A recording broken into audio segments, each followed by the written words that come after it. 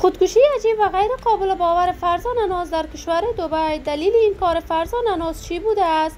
فرزانه در کشور دبی توسط چی افراد حمایت مالی می شود؟ افشای حقایق و رازهای پشت پرده زندگی فرزانه ناز در این کشور کاملا به دور از تصور. و لایف های جدید فرزانه ناز با پسران هندی و نقد بزرگ این هنرمند از طرف افغان ها. من در این ویدیو پیرامون حقایق همین ماجرا خواهم پرداخت. پس در ادامه با کانال دنیا اینفو باشید.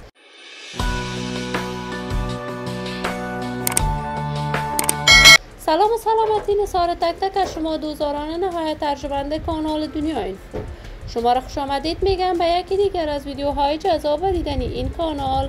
برای حمایت بیشتر از کانال دنیا اینفو علامت سابسکرایب را فشار دهید تا بیننده ویدیوهای جذاب و دیدنی کانال دنیا اینفو باشید.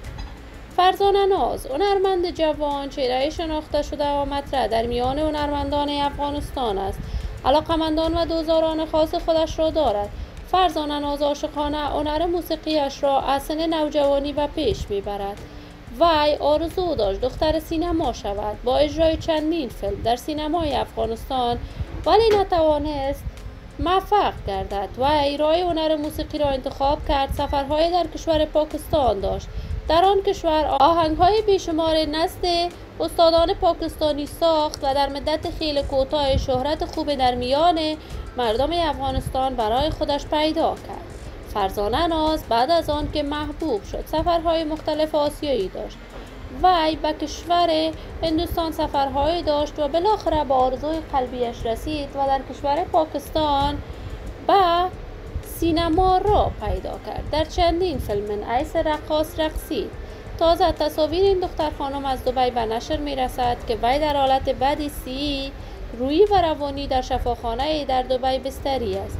تا کنون دلیل مریضی فرزانه ناز به گونه واضح معلوم نیست، اما مدت می شود وی دیگر حتی در صفحات مجازیش فعال نبوده است. تماما آرزوی شفایاب شدن ارشی عاجل برای این دختر خانم با جمعی از هنرمندان افغان از بارگاه عزت الله ازال تمنا دارم.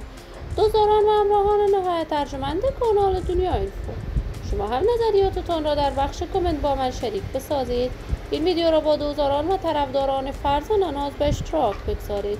اگر دوست دارید عضو کانال دنیا اینفو باشید، پس برای حمایت بیشتر از این کانال علامت سابسکرایب را فشار دهید تا بیننده ویدیوهای جذاب و دیدنی کانال دنیا اینفو باشید. تا درودی دیگر شما نازنینان را بالله منان امانت گذاشته موفق و کامیاب باشید.